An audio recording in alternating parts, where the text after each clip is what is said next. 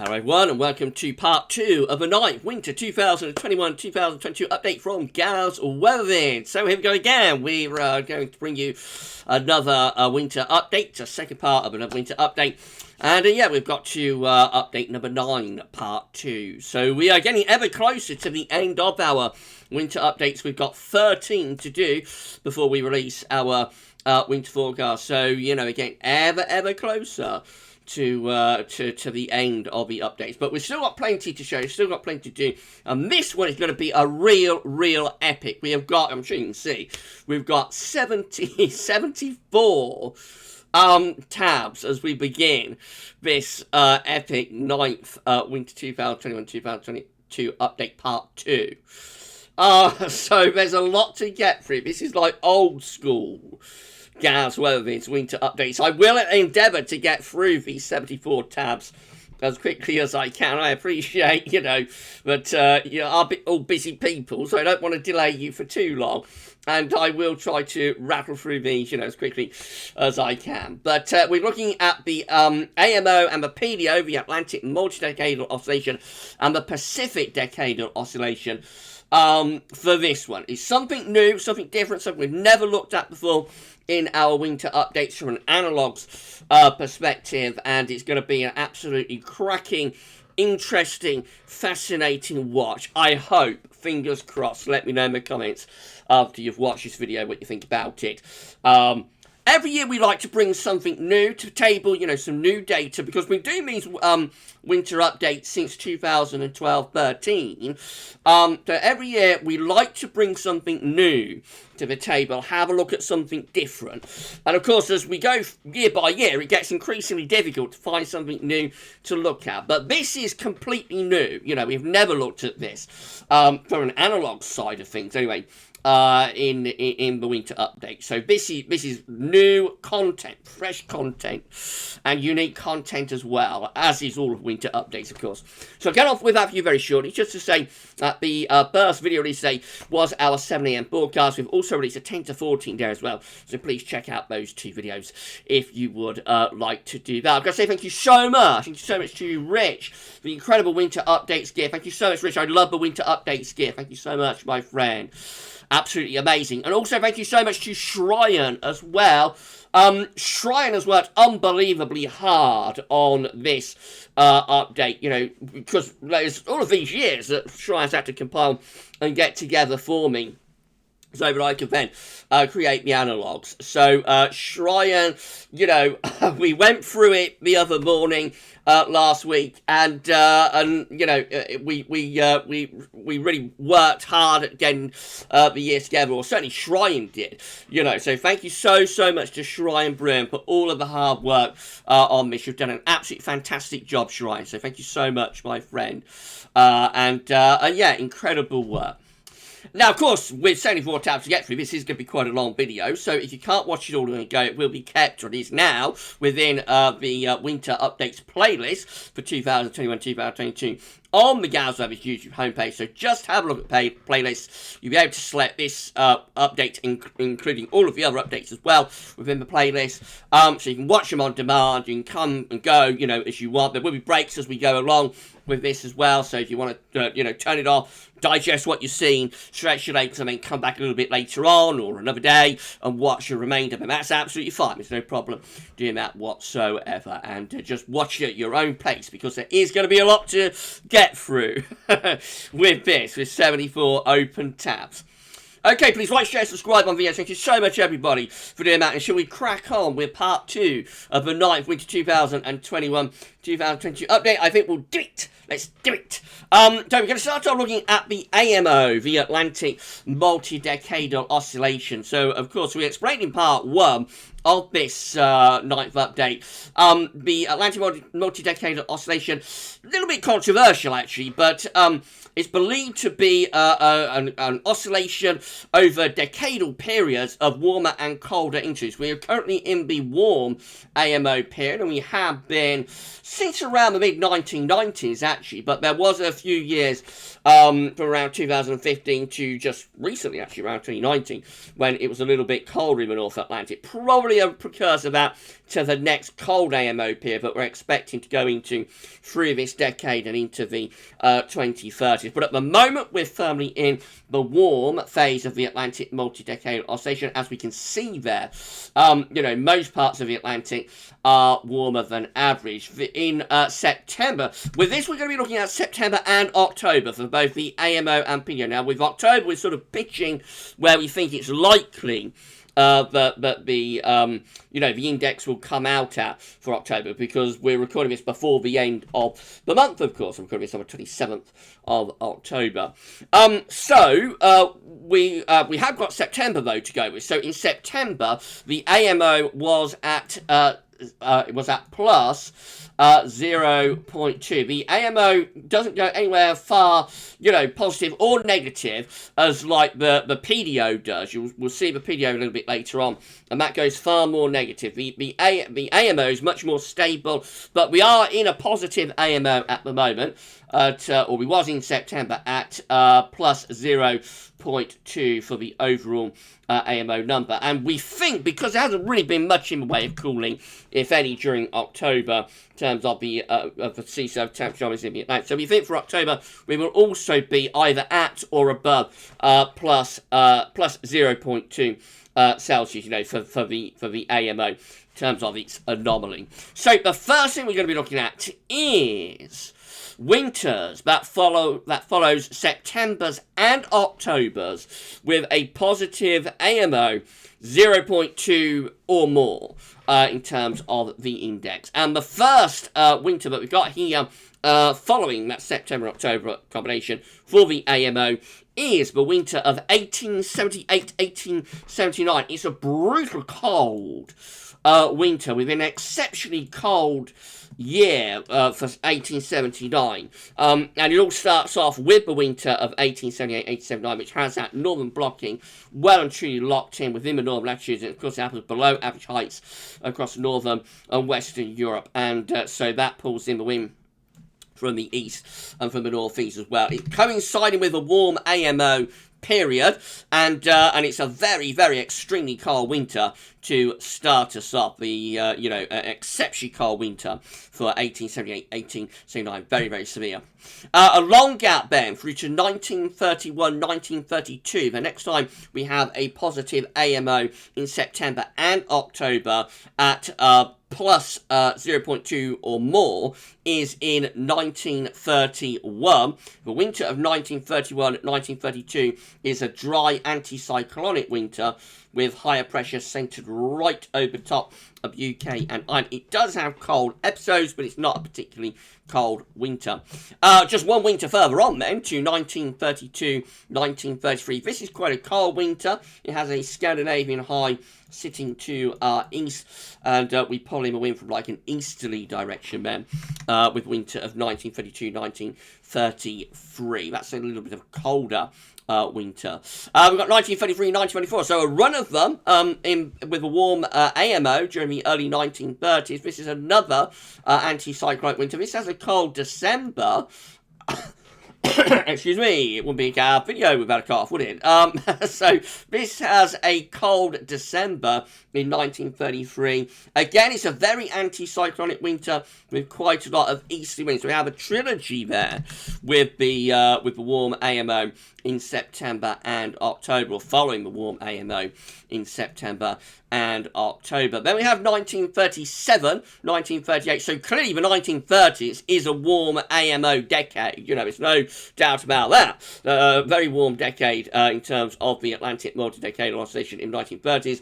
This one, 1937, 1938, has higher pressure up to our north and lower pressure to our south and southeast. We bring in the wind from like a little bit of an easterly direction, but it's not a particularly cold winter. I think it does have some cold snaps. It's not a particularly cold winter. Of course, 37, 38. This is a teaser winter. Next, we have 1938, 1939. So we can see that with this one, we get a trough of low pressure over UK and Ireland. We have high pressure sitting to our east and northeast. This has a very cold spell in December with a classic white Christmas in 1938. January 1939 is regularly wintry, but also very wet. And then February and March March 1939 turned very mild. Overall, that is a classic teaser winter for 1938 and 1939 too. Our next winter is just generally mild. This is 1942, 1943, following the positive AMO in September and October at +2 or more.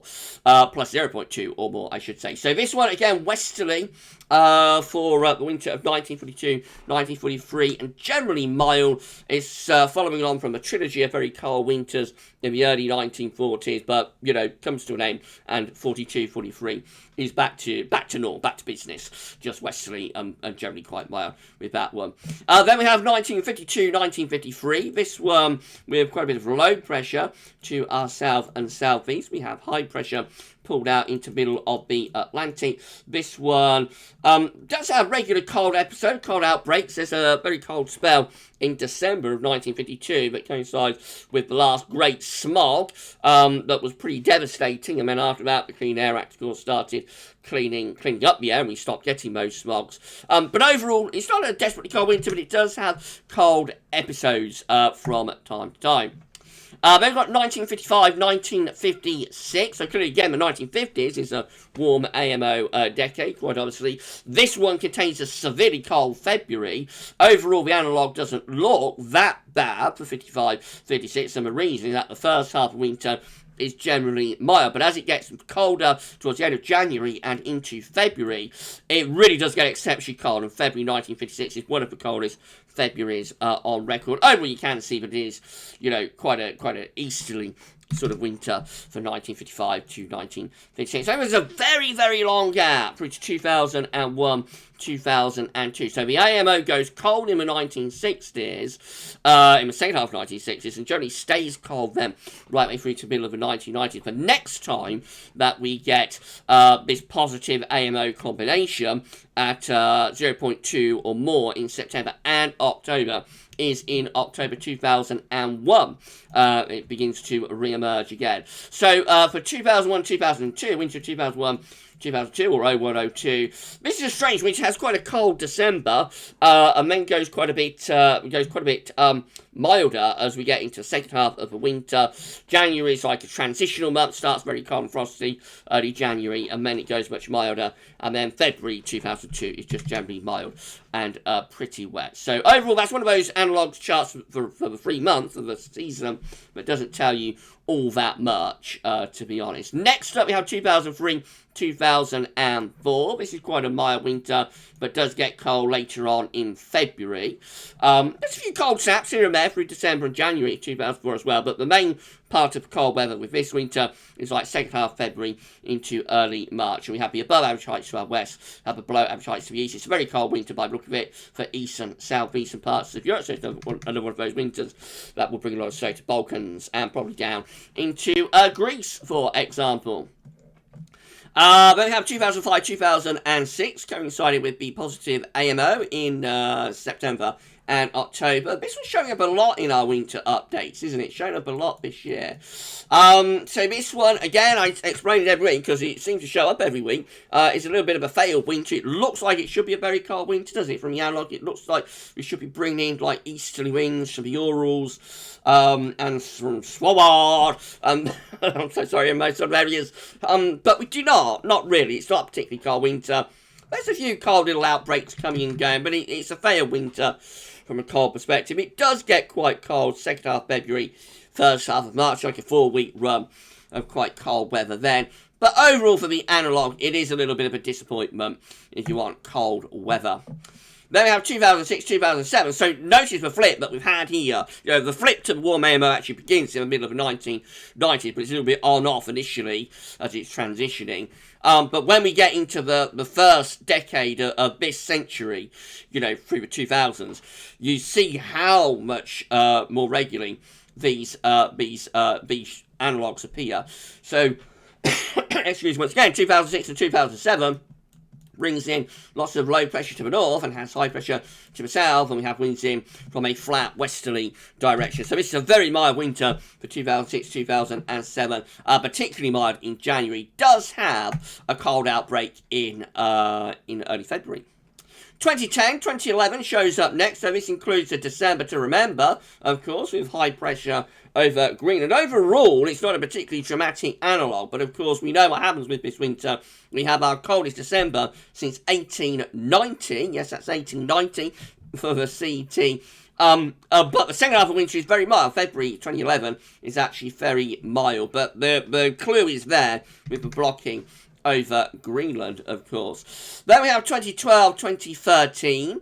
So this one, of course, is a late start to this winter, but it does finish up very cold, but actually into the spring of 2013, extraordinarily cold, with frozen and snow-covered March in particular.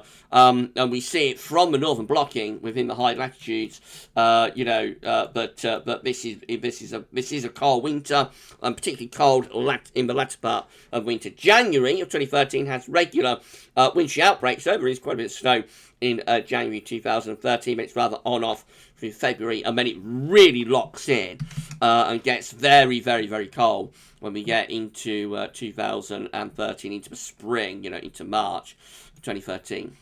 And then finally, the last time we had a positive AMO in September and October at plus 0.2 or more is 2013-2014.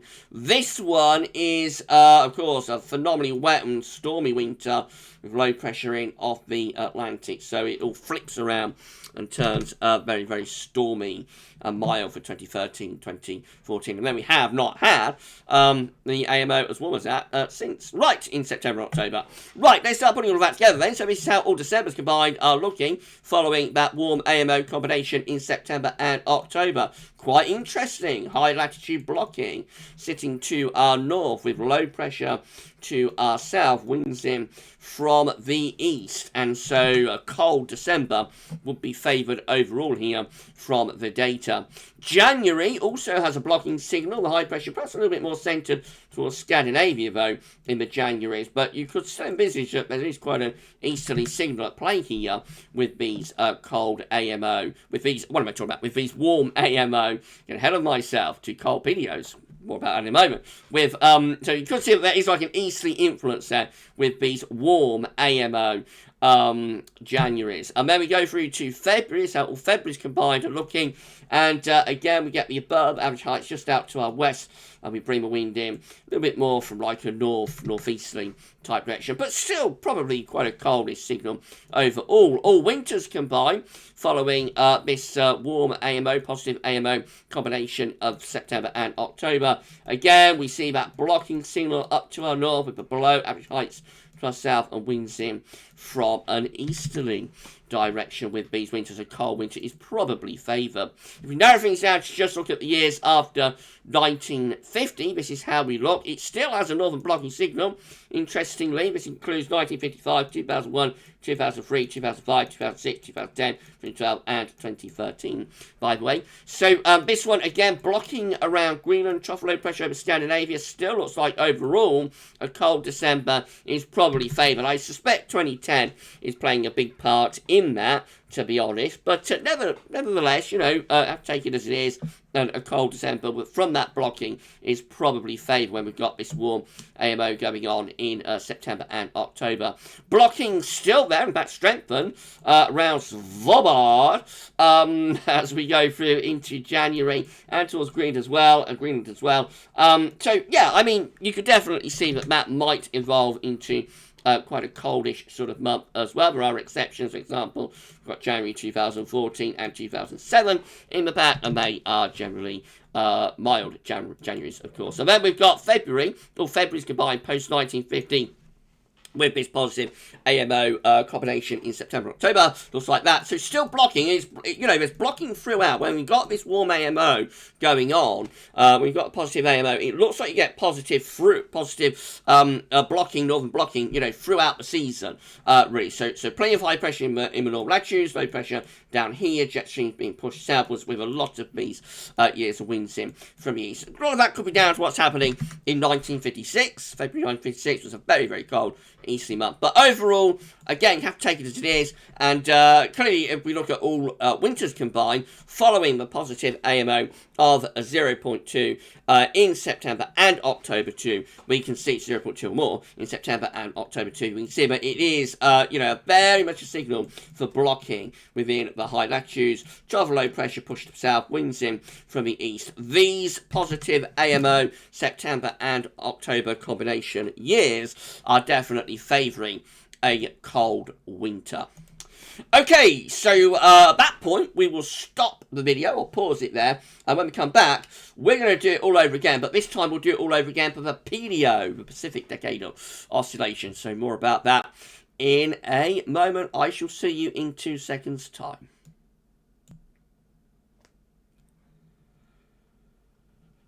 Okay, we're back, and we're ready to start going through the PDO data next, the Pacific Decadal Oscillation data, and I'll get on that you in a second. Just hope you've enjoyed this part 2 of the 9th Winter 2021-2022 update so far. Please smash the like button, make sure you subscribe to the channel, and don't forget to your friends and family to subscribe as well. You'll be able to future wave content, including future winter updates if you do that, and drop a comment, let us know what you think about this. We're looking at something that we've never looked at before in our winter update, so this is unique content. And I hope you're all enjoying it, everybody. Right, so before we break, we looked at the Atlantic multi-decadal oscillation, the AMO. Now we're going to do it all over again, but looking at the Pacific multi-decadal oscillation. So here we go. Let's have a look then. So as we explained yesterday, the PDO is in a cold phase. In part 1 of this 9th update, I should say, which we released yesterday.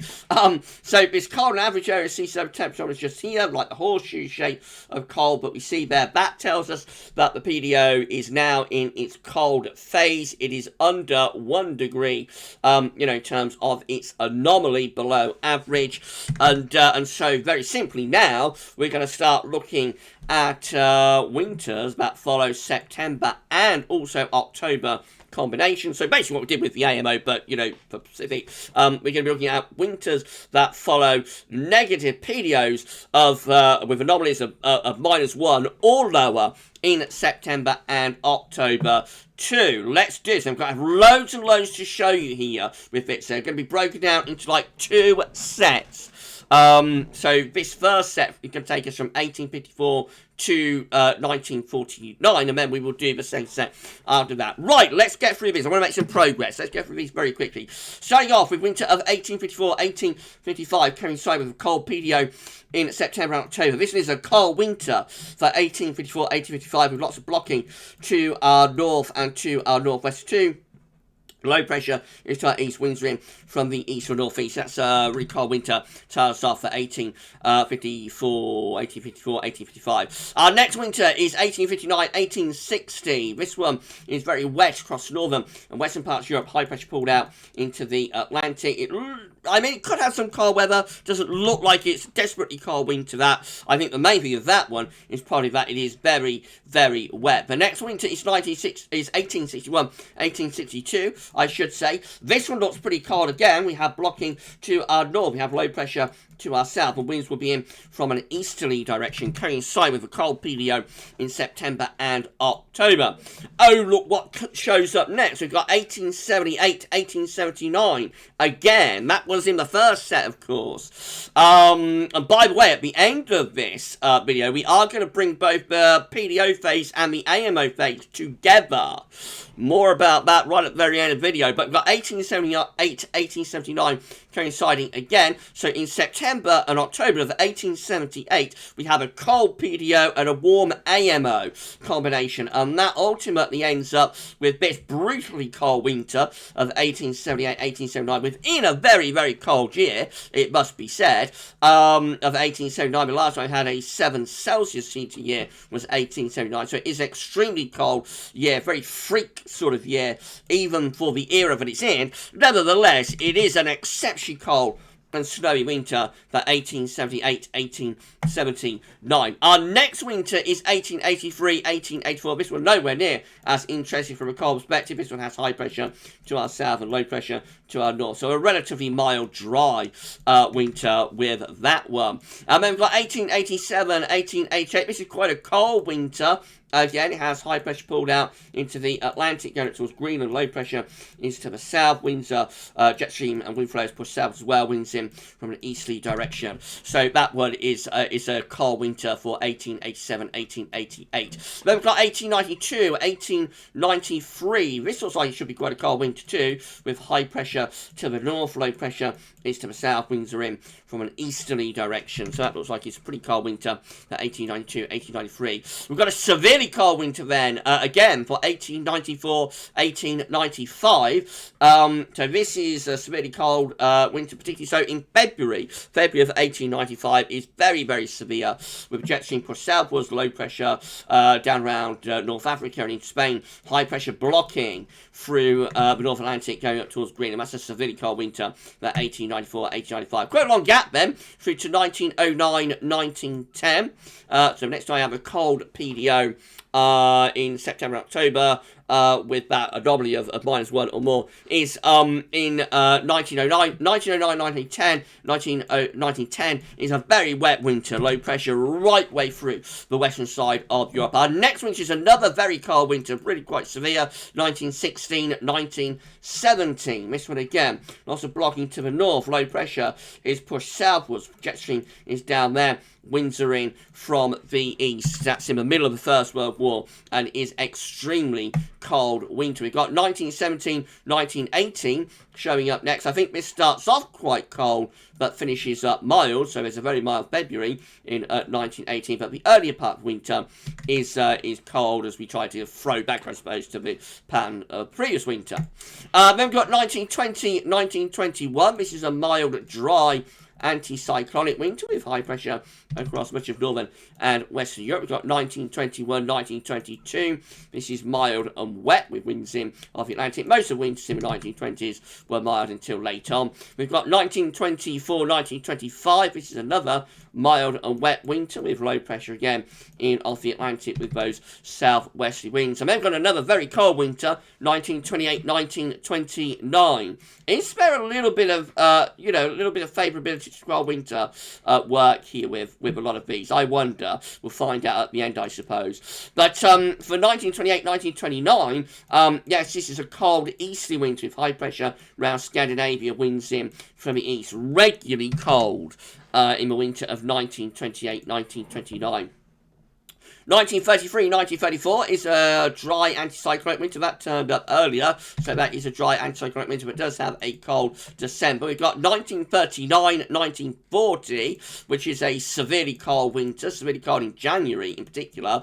So from February 1895 to January 1940, there is not a negative CET month. The last time we have a negative CET month is in February 1895. There's not another one until January 1940. Interesting that both those winters are coinciding with negative PDOs, cold PDOs in September and October. So this one, high pressure blocks around Greenland and Iceland.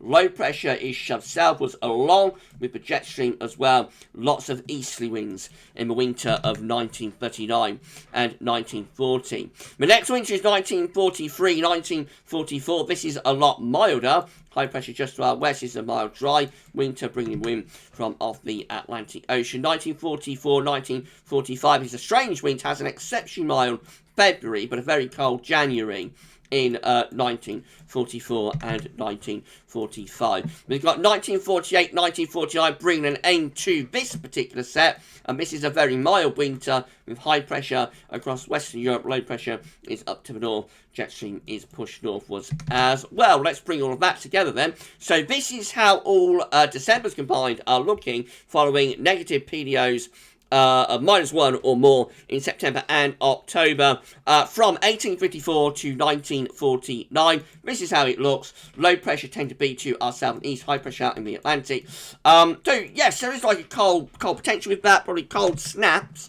more than anything sustained, because it's not classic normal blocking, but a little bit of cold potential there for those Decembers. This is how all January's combined looking, much more interesting from a cold perspective. Low pressure over Central and Southern Europe, high pressure blocking within the high latitudes. Winds are in from an east or northeasterly direction. You could definitely envisage those Januaries are favouring cold weather. All Februaries combined, also quite interesting, from 1854 to 1949. Low pressure is to the south, high pressure is to the north, winds in from the east, of course. And then all winters combined from 1854 to 1949 with these negative PDOs in September and October. Again, blocking in the North Atlantic up towards high latitudes. Low pressure is to the south, winds are in from an easterly direction. Again, looks like we're favouring a cold winter with these. Of course, 1854 to 1949 is a very, very long time ago. We have another set to show you that's going to go from 1949 up to, as far as we can get to, present day with the cold PDO. And I shall get on that for you for in a moment. We'll talk for 30 minutes, but I'm going to pause it there. And when we come back, we will have a look at those more modern cold PDO years, and then we'll bring it all together and show you the AMO and PDO years combined. But just one more stoppage before we get to the end of this video, or into the final part of the video, I suppose. I'll see you around 2 seconds. Okay, we're back. We're ready to resume the final section of part 2 of the 9th Winter 2021-2022 update from GavsWeatherVids. So I won't talk about anything else. You know what we're looking at. We're looking at the cold PDO, and now we're going to look at the years from 1949, right way up to present. Okay, so did I turn webcam off? No, I didn't. Let's just turn that off then. And we're going to go through this next set then. So again, it's just what we looked at before. Negative PDOs of -1 or more in September and October, but with more modern years included. So the first winter we're starting off with, first year is 1949. We're starting off with winter of 1949-1950. And it's a mild and wet winter with low pressure out to our west and winds in from a westerly direction. The next winter is 1950-1951. This is a cold winter in December. Anyway, it has a cold and snowy December, kind of on a par with December 1981, not quite as severe as December 2010. Trough of low pressure over top of the country. Later on in winter does get milder, but does have a cold and snowy December in 1950. Next up we have 1953-1954. This gets cold later. This one has high pressure over Scandinavia and winds in from the east. It's quite mild early in the winter of late 1953, December 1953, quite mild, and then it gets colder later, particularly so in February of 1954. Then we've got 1955-1956, it's back. This one has a severely cold February, low pressure across northwestern Europe, winds in from the east, very, very cold in February of 1956, severely cold CET.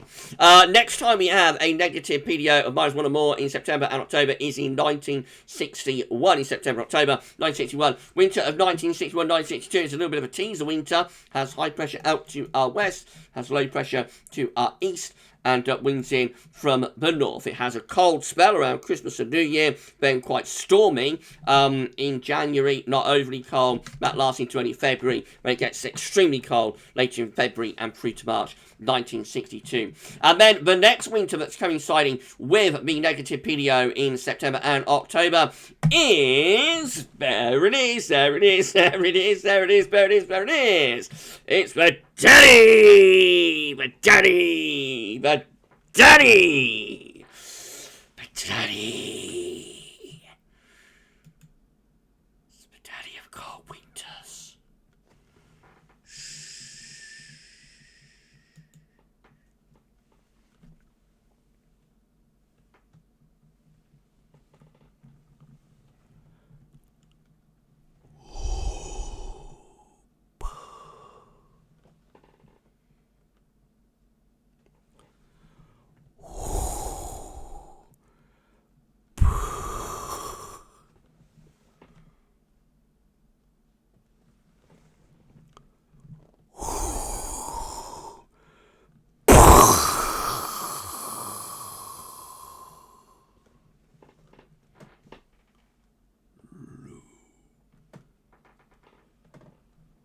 I am your father. Yes, it's a Daddy of cold winters. Think about that, everyone. What do you think about that? It's a daddy of cold winters. Again, it's back. We had it last week for our QBO set, and it's back again with these negative PDOs in September and October too. It's 62, 63. It's the coldest winter since 1740. Look at all of that blocking within the high latitudes. The low pressure is centered to the south. The jet stream is down here. The winds are coming around the block like that. It's an exceptionally cold winter. Both January and February are negative CET months. It is the coldest winter since 1740. It is the daddy of cold winters, and there it is. It's coinciding with a negative Pacific decadal oscillation of -1 or more in September and October too. It's 62, 63. Wow, wow, wow, wow, wow. Right, we go through the 1970s. Good this, isn't it? Good this. Hope you're enjoying it. We've got 1970, 1971. If you are enjoying it, and please give us a thumbs up, and let us know in the comments if you've enjoyed it. Right, we've got 1970, 1971. Next, this one with high pressure to the north, low pressure to the south, winds in from an easterly direction. Has a cold December, then it gets milder. We have 1973, 1974. This is mild, wet winter with low pressure to our west and winds in from the west and from the southwest too. We have 1975, 1976. This is dry, mild. This is in the middle of the drought years of the middle 1970s. Of course, that's a dry and mild winter. We have a long gap then through to 1994, 1995. So, second half of 1970s, 1980s, and early 1990s, they are all warm PDO years. The PDO starts to flip cold in the middle of the 1990s. The first year we have them is 1994, 1995. This is still a mild winter with winds in from west. A few cold snaps here and there. Overall, it's a mild and quite wet winter over 94, 95. Then we've got 98, 99. This one is another mild 1990s winter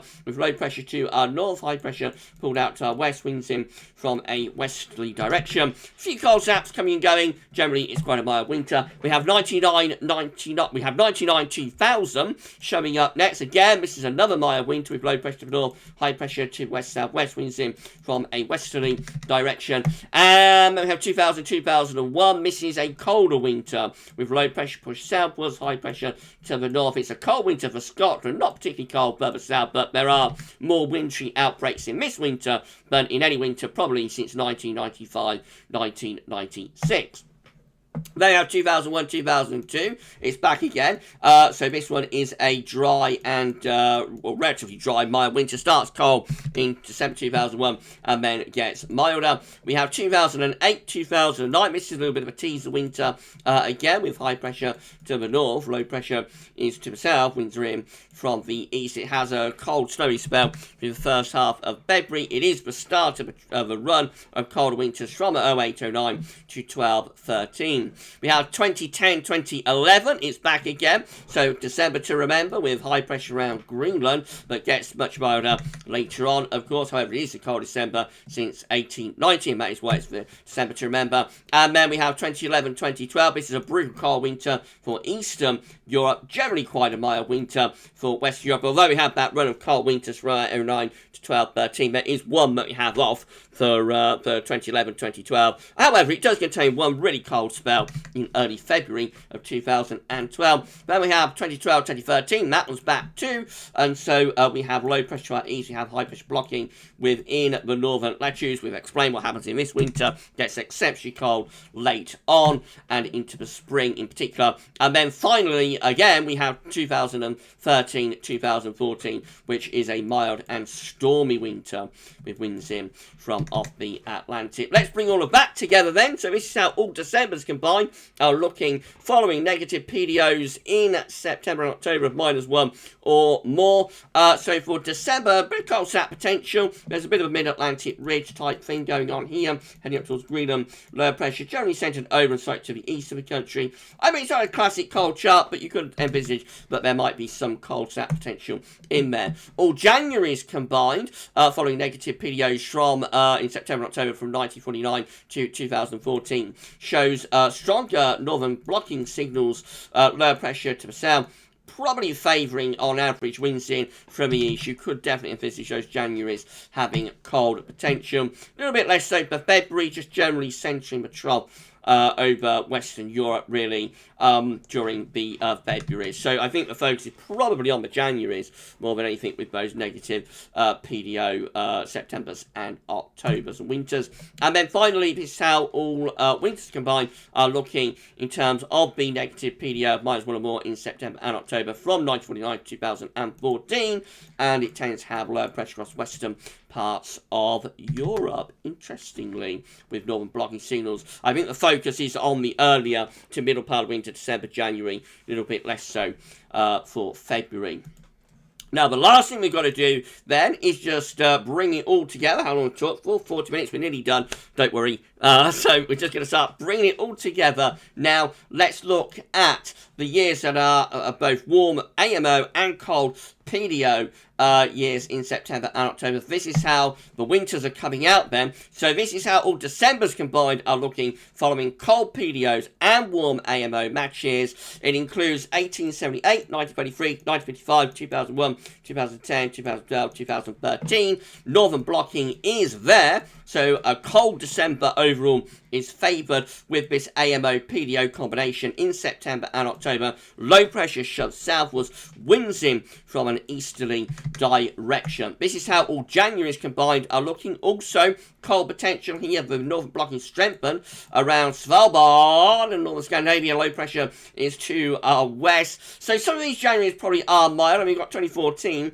in the mix, but overall I think this is, you know, a cold tin. It does include 1879, 1934, 1956, 2002, 2011, 2013. I think overall, probably due to the strength of the blocking signal within high latitude, you would envisage that this cold AMO, this warm AMO cold PDO combination could encompass a cold January. All Februaries combined takes the low pressure to our south. So interestingly, with this combination of the AMO and the PDO in September and October, it looks like all 3 winter months have cold potential. We take trough south, we have high pressure around Iceland, we bring wind in from the east, a definite cold potential there. I suppose 1879 is having a big influence on that to some degree, but you know, there is definite cold potential. And then this really is the final analogues.